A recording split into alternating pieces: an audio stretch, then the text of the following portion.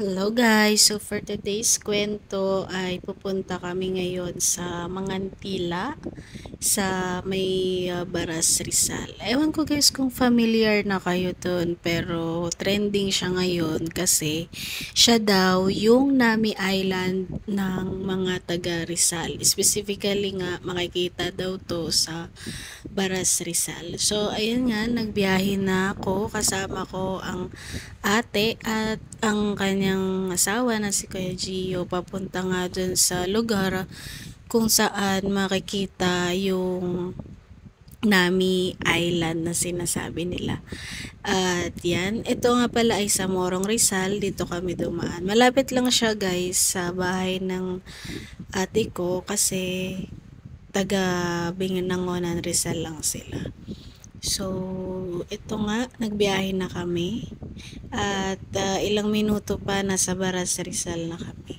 Lumiko lang kami dito sa iskinita na to at yan nga, ako, si ate, tsaka si Kuya Gio. Malapit na kami sa entrance nito ng puno kung saan para nga siyang Nami Island. At yan na nga, yan na yung view. Maganda siya guys, tama yung timing namin dito kasi tanghali. So, wala pang masyadong tao. Wala pang masyadong dumadaan. So, perfect yung pagkakakuha namin ng video dito. Tago siya na lugar guys. Pero dahil nga ito yung attraction nila, dinadayo siya ng mga tao. At maraming dumadayo dito mga rider. Kasi sa dulo nito, sa dulo ng mga puno na to, merong restaurant. Bale, ito yung pinaka-attraction nila dito sa lugar na to. Bago ka makapunta dun sa restaurant, dadaan ka muna sa entrance ng mga puno na to. Alam ko man-made daw to. So, ang galing nung pagkakasalansa ng mga puno na naging yan nga, entrance siya papunta dun sa mismo restaurant. Yan. Sa bandang dulo, marami na kayong makikita mga rider. Kasi nga dinarayo talaga tong lugar na to. Yan. Pagkalagpas niya ng entrance na yan ng mga puno, merong mga taniman. May mga melon dyan. Malawak siya na field.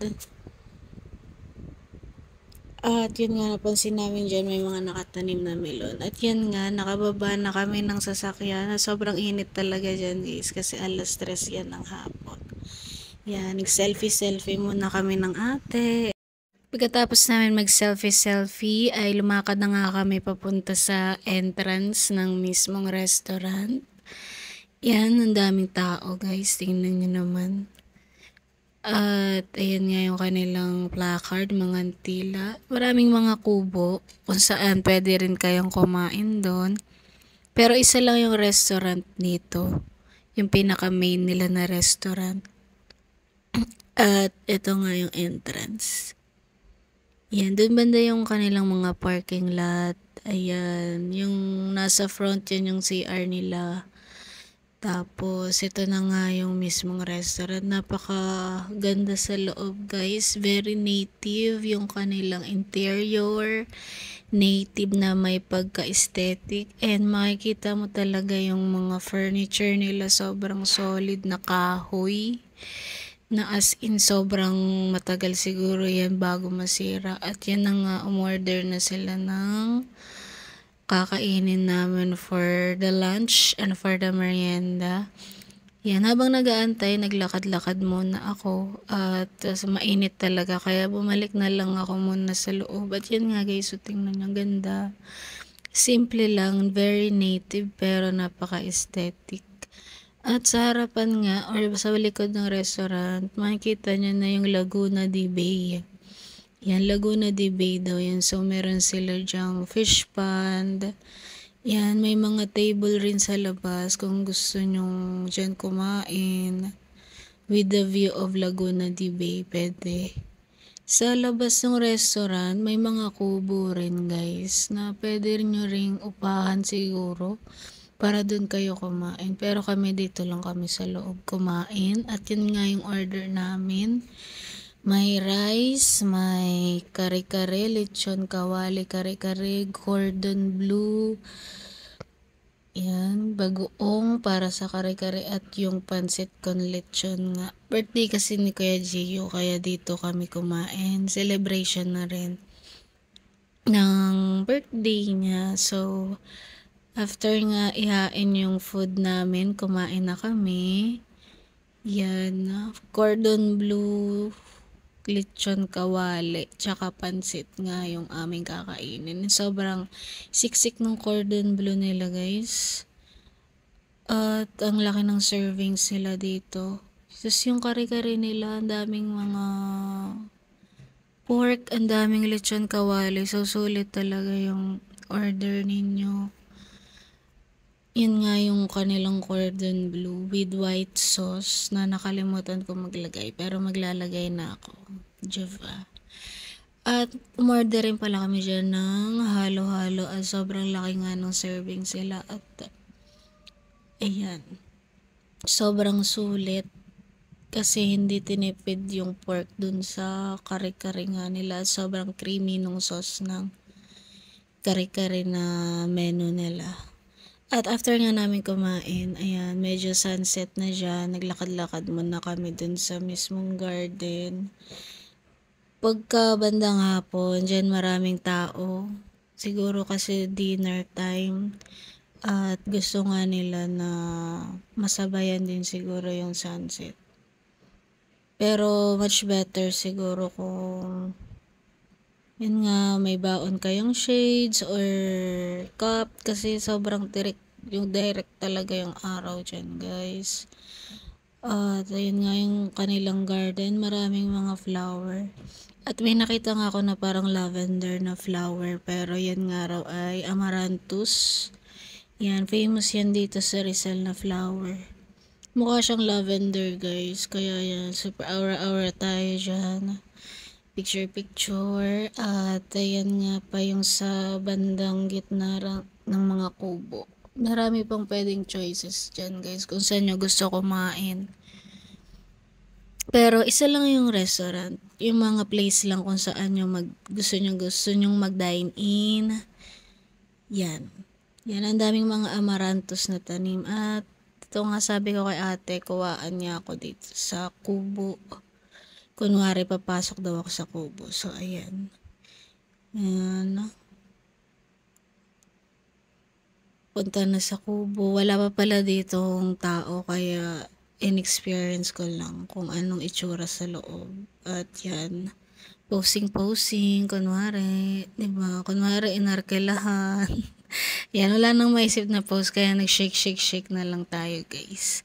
At yun nga, bumaba na ako kasi baka mapagalitan tayo. At dito nga, meron din silang fish pond. Tatawid ka lang sa tulay ng mga kawayan para makapunta ka dun sa mismong fish pond sa medyo matubig na part ng restaurant. Yan, purong kawayan yan, guys. Trinay namin tumawid ni ate. Pero bumalik rin kami kasi baka mahulog kami. Nakakalula yung mga kawayan. At syempre siguro nababasa na ng ulan kaya rumurupok na. Kaya bumalik na lang kami. Ayan, ito naman yung first part nung pagpunta sana namin. Trinay namin, natawirin, pinauna muna namin yung ibang tao. At meron din silang ganitong parang mga frame kung gusto nyo mag-picture. Mga attraction nila, yan, for the remembrance. At ito nga yung papunta na sa exit. Medyo marami ng tao na ito, guys. Gusto pala nila dito pumunta pag mga bandang hapon na dito mas pumupunta yung mga tao. Ang dami ng mga nakapark, mga kotse, mga motor, may mga bikers din na pumupunta dito. At ito nga, sabi ni ate, kuwaan niya daw ako dyan. At nakita pa nga yung busog natin dyan. Mga tila. At pinuntahan din namin yung mismong mga puno. Pero sa time na 'to guys, marami ng mga tao. Marami ng mga papunta sa restaurant, may pauwi na, kaya medyo mahirap ng kumuha ng picture. Talagang ikaw na yung mag-a-adjust talaga. Yan nga, marami ng mga motor, yung mga naglalakad na rin. Actually, siguro pwedeng lakarin. Meron din naman mga tricycle na pwede nyong sakyan kung magko-commute kayo. Tricycle papunta sa loob ng restaurant. Yan nga yung itsura. Lupa, hindi siya sementado guys. Kaya very, talaga, parang, alam mo yun, hindi pa siya talaga ganun nasisira. At yung, ang ganda nga ng puno. Ang ganda ng pagkakasalansan. Yan yung pinaka-attraction. At yan, naka-timing tayo na wala masyadong dumadaan, wala masyadong mga sasakyan. Kaya, yan, tumakbo na ako sa gitna para makapag-video and picture-picture. Yan, pa-sunset na rin yan, guys. Kaya, ang ganda rin ng view dyan. Ang ganda mag-picture. At ito naman nga yung mga iba naming mga photo dyan. Yun lang, guys. Bye!